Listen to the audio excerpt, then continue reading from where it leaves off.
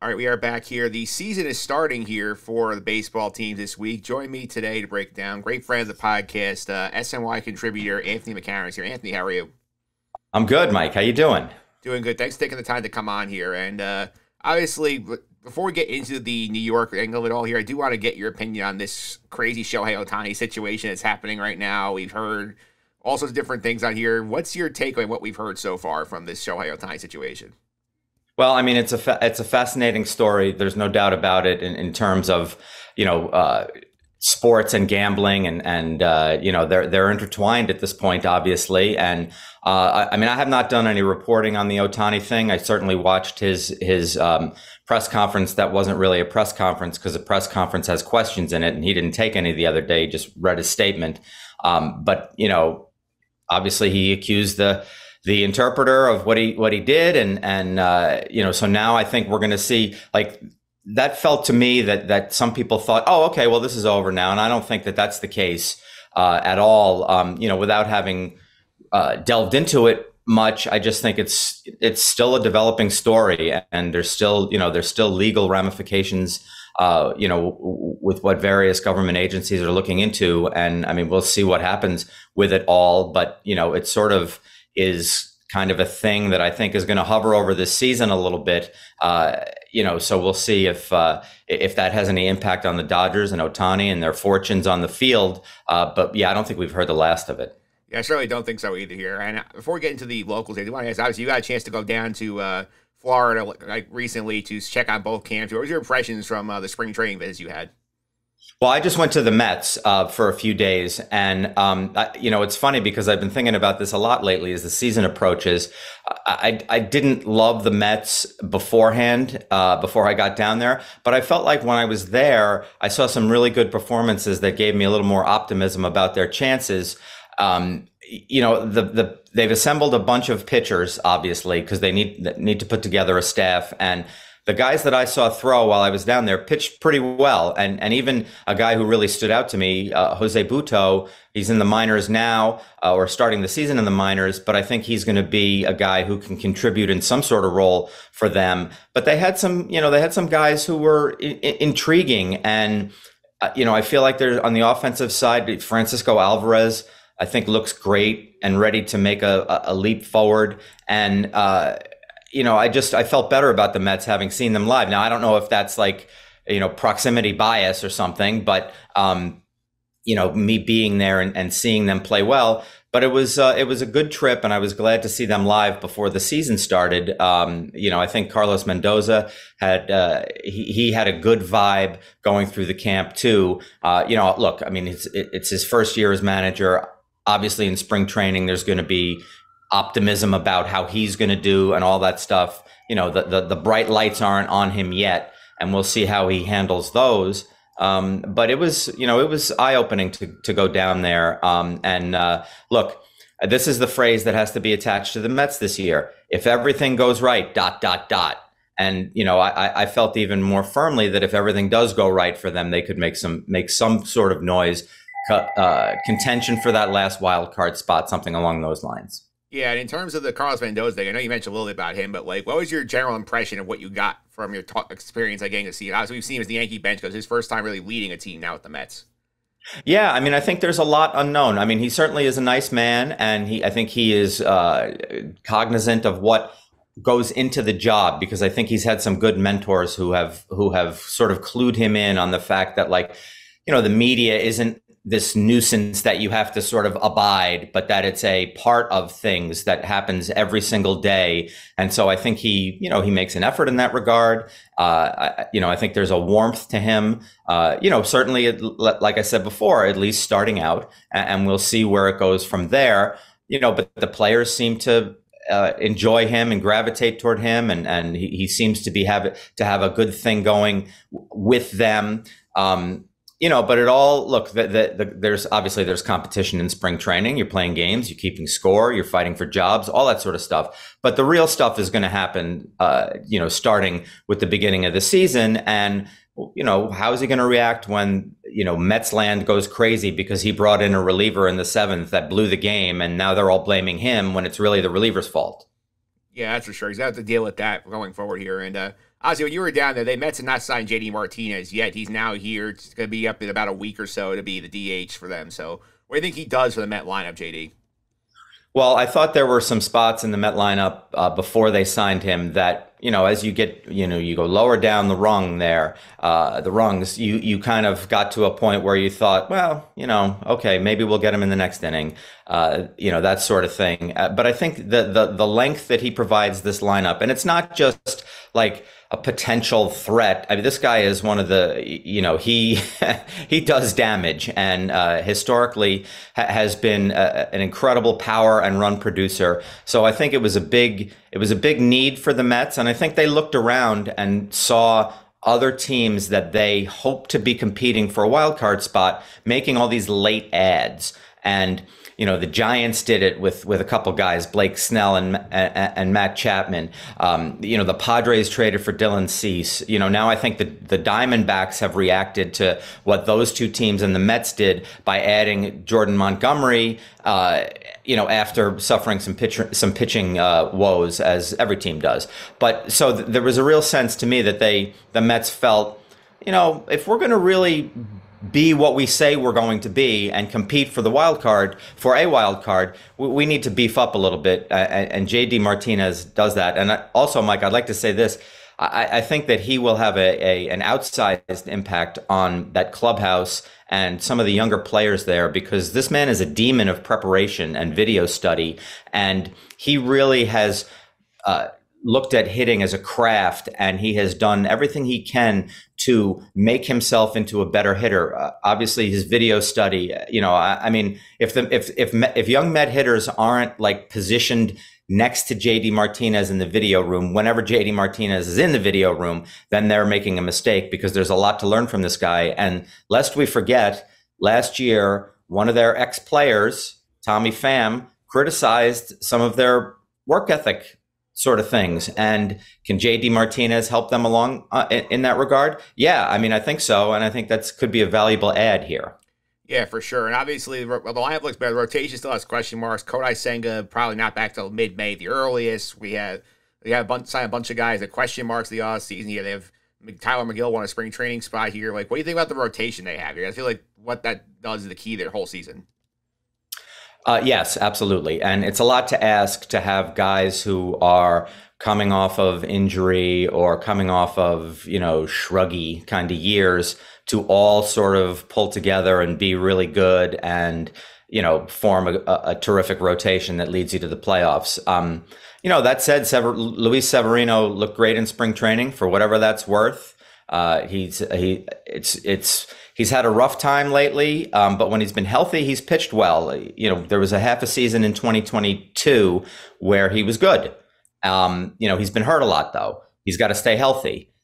But I think if he's healthy, he can be reasonable and reasonably a good part of that rotation. I think Quintana will be good. I'm not saying that any of those guys are winning the Cy Young Award or, throwing 200 plus innings, anything like that.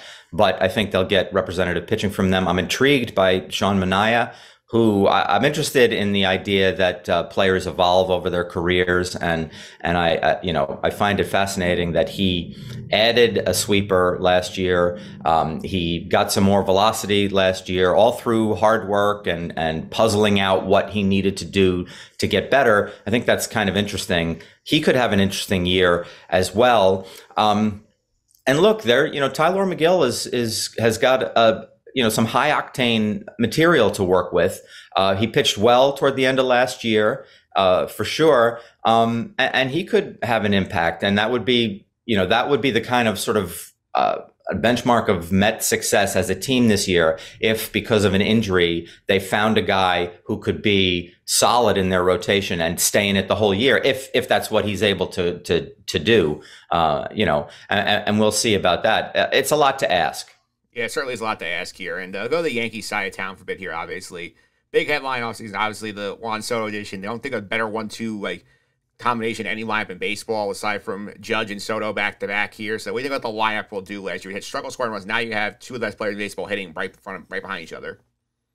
Yeah, last year the Yankees were a below-average offensive team, which sounds like crazy talk considering what we know of them over the past 30-ish years. for the thump that they've had. But they were not good. And injuries were a part of that, sure, but there was a bunch of underperformance and poor roster construction that's to blame as well for that. And, I'm so glad that they addressed the lineup in the offseason, because I feel like they've had kind of like blinders on in recent years about some of their flaws. And everybody in the world can see that you need to have left-handed hitters at that ballpark. And they were like, oh, well, our righties hit the ball out that way too. And it's like, I don't know. Why can't you just get a couple lefties in there? And of course, they got a great lefty in Juan Soto. He doesn't need the short porch to be an incredible offensive threat, but I think it might help him, because I think that he may hit a couple of pop flies that actually become 3-run homers, which will add to his stats. But I like the fact that they also got Trent Grisham. Verdugo's a left-handed hitter. Rizzo, you would think, would be back to previous form or something approaching that after his post-concussion syndrome last year. So I like what they did with the lineup. I think they can score a ton of runs. Gleyber Torres, who trimmed his strikeouts last year, he's coming up on his free agency year. He's going to be looking for a big year. He's a solid offensive performer. Anthony Volpe, there's a step forward to be made there offensively, especially this spring. He flattened out his swing, so maybe that's a way for him to cut down on strikeouts and add a few hits there to improve a lot of rate stats. I'm really I'm pretty high on their offense. Yeah, for sure here. And obviously the big headline in spring was the Gerrit Cole injury. Yankees fans, they had a panic attack for about a week trying to figure out how long he's going to be out. Sounds like they avoided the worst case scenario. May sounds like everything goes well. He'll be back in June. So what's the impact of Gerrit Cole being out for however long he's out in the Yankee rotation? I think they have enough to sort of be around, be in it without him at the start. But I think if this gets to be a longer thing than what they're hoping for, then it becomes, to me, a real problem. I thought that their pitching was a little light. Their starting rotation was a little light before Cole went down. I really thought that they should have added somebody else. Look, one thing we have learned about pitching, and the teams study it more than anybody else could, is that you need more than 5 to get through a season. A lot more than 5 in many cases. I think the Yankees, I'm trying to remember if it's something like they had 9 pitchers make at least 9 starts, something like that last year. And I know the opener is in vogue in some cases, so you get guys making starts because of that, and it's a start, but it's not really a start. But the idea that they were always going to be 5 healthy and okay was never going to happen. And it actually, the guy who got hurt was the one guy who hasn't gotten hurt in his career, who's posted a lot and has been durable. I mean, he's one of 5 guys who threw 200 innings last season, a thing that is dwindling in today's game. And he's the only one of those guys, I think, who had an ERA under 3. So the other guys were kind of injury eaters, and he was incredible as a pitcher. So it hurts. If it's short, I think they can still, I don't think they're going to win the division, but I think they can be around, and I think they will be in the playoffs. But where it really becomes a problem is in October, because if you have him at the top of your playoff rotation, well, I mean, that's something. If you have his replacement or whoever that is at the, in your playoff rotation instead, that's a little bit shaky. Yeah, I was looking at the stat you mentioned about the Yankee starting pitchers last year who made 9 or more starts. There's 8 of them, but I look here, I got 1, 2, 3, 4 of them are out of the are off the team now, and Randy Vasquez also got traded to San Diego, made 5 starts, and they only brought Stroman in, so it does feel like they are a bit light there. Yeah, I mean, I know that they didn't want to pay the tax for the Blake Snells of the world, and I know that I know people have problems with Blake Snell as a potential big ticket pitcher with a long-term contract. I get it. But I mean, you have Juan Soto for 1 year guaranteed, and that's it. And you've paired him with Aaron Judge, as you were saying before, this incredible dynamic duo. Like, this is the year to just suck it up on the money and say, okay, we're going to take the hit, and but we need to reinforce. They didn't do it, and we'll see whether they're right or their fans are going to be unhappy later this season. Yeah, that's for sure here. And You say the rotation is the biggest concern. If there's anything else you're worried about here with maybe some of the other guys in the lineup? I know DJ's already hurt before the season even starts, and some of the guys beyond that top four I would be concerned about in the Yankee lineup. Yeah, and I mean, as long as the main guys are sort of driving things, I think that the other guys are fine. I mean, look, I'm not real high on DJ LeMahieu. He's hurt already, as you say. His career has definitely trended downward in recent years because of injury. And, even when he's played, he hasn't been the same kind of player. Some of the times he was playing hurt, and he deserves credit for playing hurt. But obviously the performance has never been to what it was in his first 2 seasons in pinstripes. So, but I don't think the Yankees are also like saying like, we better, DJ better hit big. He better bat 330 this year and get on base 410, blah, blah, blah, or else we're sunk. Like, I don't think it's that way for them, which is a good thing because I'm not sure he's going to hit those heights ever again in his career. And, he could prove me and everyone else wrong, but that's fine. But yeah, I mean, he's a guy that I'm worried about. But I think even if they eventually have Alex Verdugo sort of is what he is, like he's kind of average-ish. And if he doesn't produce, I think the Yankees have a couple of really good outfield prospects who could impact the team this year. I mean, Jason Dominguez obviously had a sensational debut last year and then got hurt, and he might be back from his Tommy John surgery, whenever that is, in midseason. I'm not saying he's going right to the majors after his recovery. He probably, or may at least, spend some time in the minors first. But I mean, he's a dynamite prospect. Spencer Jones is a dynamite prospect. These are guys who may be called upon to impact the big league team depending on what happens. And I can't wait to see him. I think my biggest concern on a Yankee fan is more of the Aaron Judge in center field for a whole year. I mean, we already had like some tweaks of like core muscles in spring training, and the way the roster constructed, he has to play center field every day, and they don't really have an option to use the DH spot for him or Soto. And I do think that's something to be worried about, considering he's a tall guy playing a defensively taxing position. He already missed a bunch of time last year to collide with the wall at Dodger Stadium here, and you wonder, like, can he hold up a full season there? Is something that, like, they need Dominguez to come up in June or July and sort of take that burden on and let Judge move somewhere else.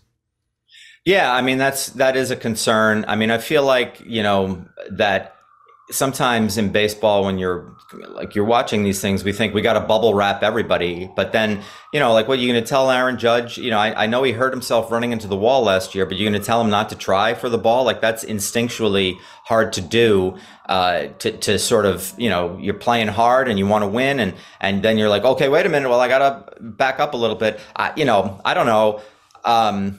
Last year was kind of a fluke. I know he's had some injuries in his career that haven't been running into the wall injuries. And so that's a concern. And I certainly get your point about playing center, but like you can't, like, he's not a museum piece either. Like, he's got to play. And if this is what works for the team and he's willing to do it, I mean, if he's healthy, I think he's going to get near 60 home runs again this year. And I mean, he is truly a wonder on offense, an amazing thing to watch. And you'd hate to do anything. You'd hate to pull any little thread that might, I don't know, take away from that. Obviously, keeping him healthy is a huge part of the Yankee season. I'm not sure what you can do to guarantee anyone's health when they're playing professional sports, though. Yeah, sure. My last question here is, obviously, we know that both teams have playoff hopes. Yankees obviously feel like they're a bit above the Mets in terms of, like, expectation level. In terms of they think they can win the division, compete for the World Series. Mets are basically saying, let's try and get that third wild card and see what happens here, like the Diamondbacks did last year. Like, do you think that both teams can get in, or you feel like this is a spot where maybe just the Yankees get in if everything stays health-wise, right, and the Mets are sort of like shuffling the deck chairs again in July? I think the Yankees are a playoff team. I think they, if Cole is healthy in October, I think they're a dangerous playoff team to get through the tournament. At that point, assuming, of course, that Soto and Judge are also healthy, et cetera, and that their bullpen has not imploded or anything like that, I think that they could be a problem in the playoffs. The Mets, they got closer to the playoffs to me when they signed Martinez, and I think the idea that they could be hanging around at the trade deadline to where they would make a move to improve the team and the chances is very intriguing. And I think Martinez pushed them both closer to both that, an actual playoff spot and an actual trade deadline contention period where you would have to say, we need a pitcher and we need to get it. And we will have to go from this precious trove of prospects that I know some Met fans are just clinging to, and they won't let go of any of these guys because, of course, they're all going to be superstars, which, of course, isn't true. They could have a few good ones in there, but they're not all going to be superstars.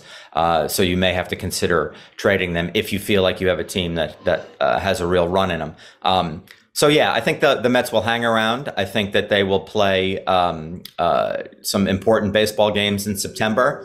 Are they going to make the playoffs? I didn't predict that in my SNY predictions. I'm kind of going to stand by that just because the rotation has to click in so many different ways that, 5 to be precise. Senga's got to come back and be good as well.